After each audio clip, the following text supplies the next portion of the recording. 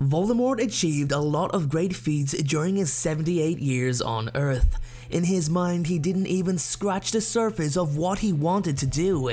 Yeah, it's true, he got a couple of things wrong, but when you weigh them up, he actually got a lot of things right. He had his life's plan set out for him since the age of 16 and immersed himself so deep in dark magic that it's not a huge surprise he got to the levels he did. Now, I've done some research and I've put together a list of 5 times that Voldemort was absolutely spot on, dead right. Now, this list isn't in order in terms of importance, it's simply 5 times I really feel Voldemort nailed it. So with that being said, let's kick it off with number 5. Guys, before we start, I'd like to talk about today's sponsor, Surfshark. Surfshark offer you an incredibly powerful VPN to protect your internet privacy. In today's computer age, hackers are constantly trying to gain access to your bank account details, your social media passwords, and access to your personal information, amongst many other things. This can all be prevented when browsing under Surfshark's protection. Not only does it protect your privacy, it also offers you a lot more. Different countries have different viewing restrictions on what content can be viewed. Therefore, by logging into a VPN based in another country, you can gain access to that content that may be blocked in the country that you live in. For example, I've always used the Australia VPN. For those of you who've always wanted to watch the full 8 Harry Potter movies on Netflix, but haven't been able to in your own country, you can simply select Turkey on your Surfshark VPN location and have full access to every single one of them. It's that simple. If you join Surfshark today, you'll get 83% off, 3 extra months for free. You'll also be able to use Surfshark on as many devices as you like, there's no limits, and finally, there's a 30-day money-back guarantee. Basically, if you're not happy, if you're not satisfied, then your money will be returned. It's a no-brainer, guys. So sign up to Surfshark right now by clicking the link in the description below. He was right when he said he would be remembered as a great wizard. Even before he went down the dark route, Voldemort, or Tom Riddle as he was known at the time, was hailed as the greatest student to walk the halls of Hogwarts since Albus Dumbledore himself. He had all his teachers fooled into believing his sincerity, all except Dumbledore, that was. Voldemort went on to achieve something that no other wizard in his age or time had done: achieve immortality.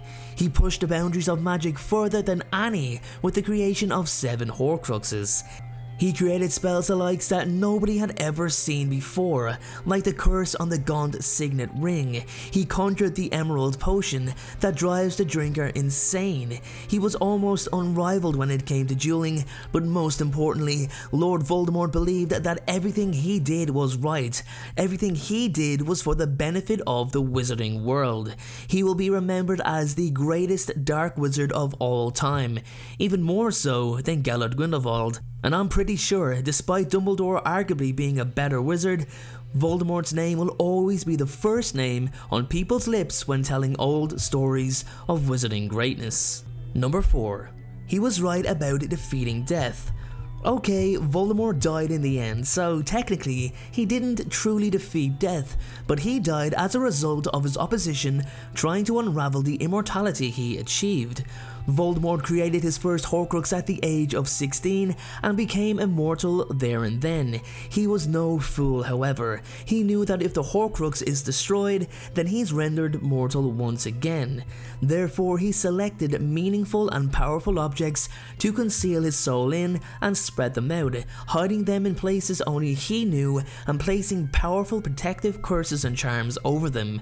Nobody in the Dark Lord's time had ever dared to try to do what he had done, and for some time it was actually believed that Herbo the Foul's immortality was a myth, because it left the question, where was Herbo? Voldemort also took great risk when splitting his soul more than once, but it was his overall desire to eradicate the human weakness of death from his own being that drove him through the process. I also think that the only reason he did die was because the universe was challenging his immortality, as it was unnatural through the creation of the prophecy and a young boy named Harry Potter. Number 3. He was right about wizards and muggles being unable to coexist. One of Voldemort's main goals was to pull the pure-blooded wizards back from the edge of extinction. For too long, Muggles, half-bloods and even pure-bloods have all intermarried, filtering out what he believes was the last of the pure magical race. He was really tired of wizardkind having to hide from Muggles and to cloak who they really are. In Voldemort's eyes, wizards and Muggles could never coexist, as Muggles would never understand the true concept of magic and instead find themselves led by the fear of it. This would in turn cause a war between the two races, of which the Muggles would surely win with their more advanced weaponry. Voldemort wanted to be more clever about the situation and instead enslave the Muggle race through puppeteering and manipulation of government officials, pretty much like what he was trying to do with Pius Thicknesse and the Ministry of Magic. Despite all the atrocities that the Dark Lord committed, this is the one thing I actually do agree with. I don't believe Muggles would ever accept wizardkind due to the threat posed by magic. Number 2. He was right about Harry Potter's eagerness to help being the boy's true weakness. Harry Potter had known for some time that he was the chosen one. He actually fully accepted that it was he who was destined to have the power to take down Voldemort and defeat him for good. With this responsibility came a somewhat heroic nature, a feeling that Harry could always be the one to save the day. Harry basically threw himself into the Chamber of Secrets and ended up saving Ginny, but almost at the cost of his own life when he was poisoned by the basilisk.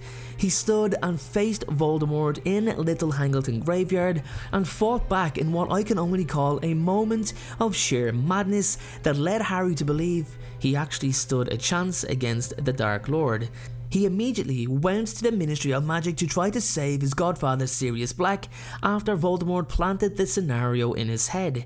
Harry didn't give it a moment's thought to at least try to analyse whether it was real or not, nor did he seek any help from any of the professors or anybody who was just a guide to Harry.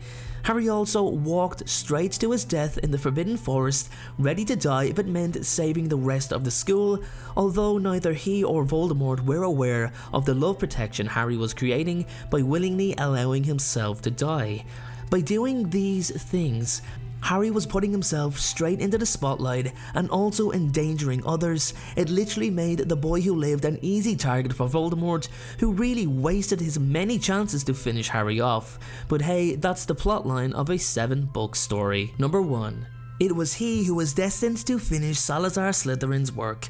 Young Tom Riddle got it right when he figured out that he was Salazar Slytherin's true heir and set about completing his ancestors' work. However, despite Tom's stealth, the overall situation of Muggleborns being killed by a basilisk brought unnecessary attention to the school, and he quickly abandoned trying to kill people with a giant snake.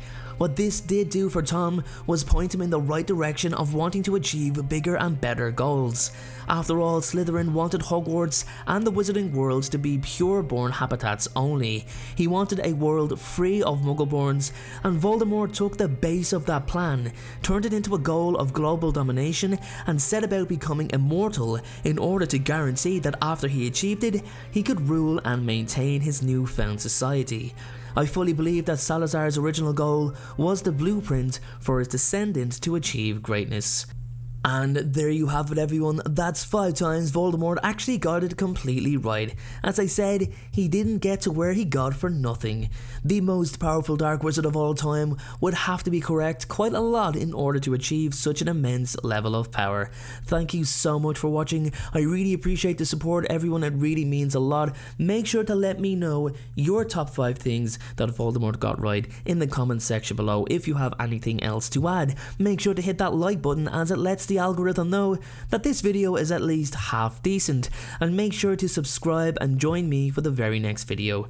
Thanks again, and I'll see you all very soon. Thank you so much for watching. I truly appreciate your support. Everyone, notifications of uploads are more important than ever, so please, if you haven't already, turn those notifications on to make sure you're notified the moment my video goes live. Making videos is what I love to do. It's my dream and my passion. However, it does cost time and money to produce this content, so if you have $1 to spare to support me on Patreon in exchange for some exclusive unseen content, then you can click the Patreon link below or at the end of this video. Please only support me if you can afford it. And make sure to follow me on Instagram at InstaDNJ and on Twitter at PotterFolklore. Check out my other videos appearing on screen, and please make sure, most importantly, to hit that subscribe button. Thanks again everyone, and please have a great day.